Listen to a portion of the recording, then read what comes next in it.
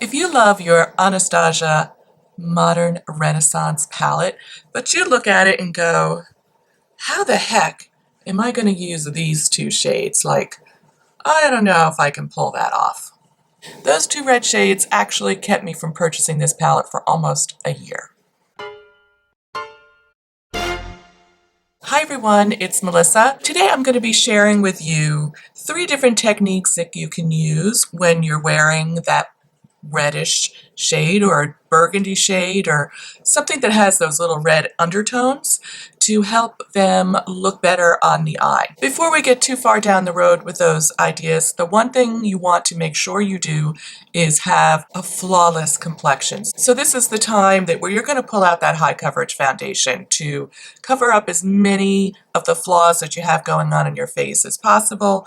Maybe you're going to do a little extra concealing. I did a little extra concealing on this little spot here. So you want to have as much of the flawless look as you possibly can.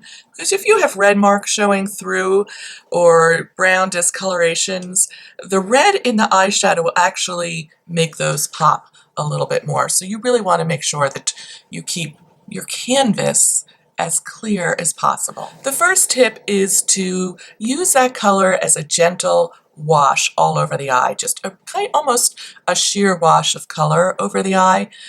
And the way you would achieve that is you apply your eyeshadow primer and then set the primer with a translucent powder, because you don't want the primer to be too sticky and grab too much color, because then it could end up looking patchy or too intense.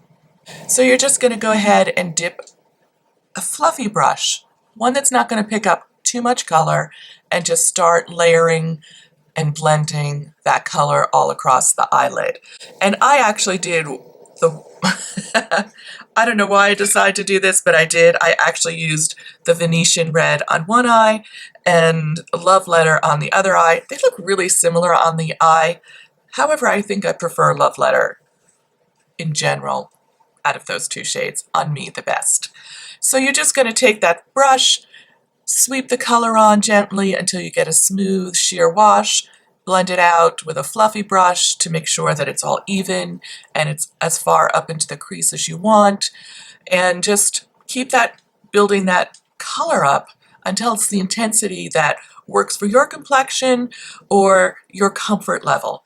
I kept mine fairly sheer because, like I said in the beginning, this is not a comfort color for me at all. Okay, let's move on to the second technique, and this is what I'm going to call layering. So layering is where you put 2 colors on one over the other, obviously, and the one base shade helps to tone down the intensity of that bright red color. So it's a way of having that hint of color, toning it down to a level that, again, you're comfortable with your complexion.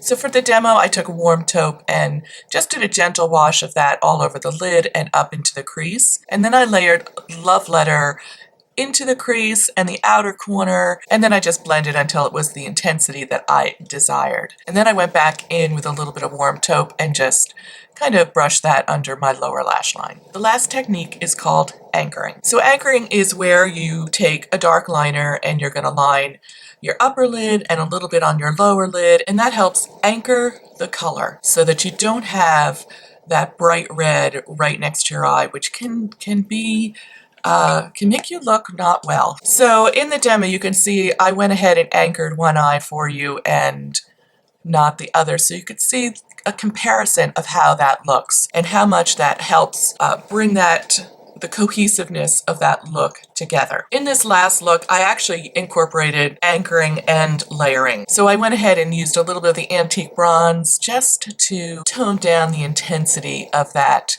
red in my outer V, if you will. So for this look, I took Vermeer and put that all over like the inner half to 2/3 of my lid. And then on the outer corner of my eye, I used some Venetian red and cut a little bit up into the crease. I blended that up really well, and then I went back in with the antique bronze to deepen the crease a little bit, tone down that red a little bit, and make it just a little bit more wearable for my complexion and my comfort level. Then under the lash line, I went back in with the Venetian red and put that under the lower lash line, lined it with a dark liner, mascara, and this is the look. So anchoring is a technique that you can use with any bright, bold eye color that you're using. If you're using one of the deep blues that are very popular right now, or any like really bold statement eye color, definitely try using some anchoring techniques with that to help bring the look together and make it a little bit more cohesive. You'll be surprised at how much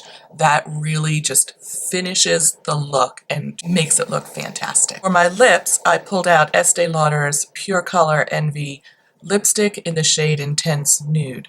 I think nudes can work really well with this bold eye look, but also you could try a soft plum. And this is Plumeria from MAC, which is kind of a sheer plum, which I think also works really well. Let me know what you think of these tips and if you try any of them, how they work out for you. A lot of these tips would work with other bold shades that are coming out this year as well, although there's still plenty of burgundies and reds out there, so they don't seem to be going anywhere. Thank you so much for joining me today. I publish videos every Saturday morning, and I'll include a link to last week's video up here, and also I'll include, I have a fall playlist, fall ideas playlist. I'm going to include that here as well.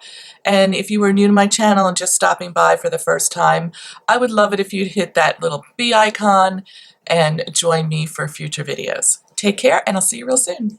Bye.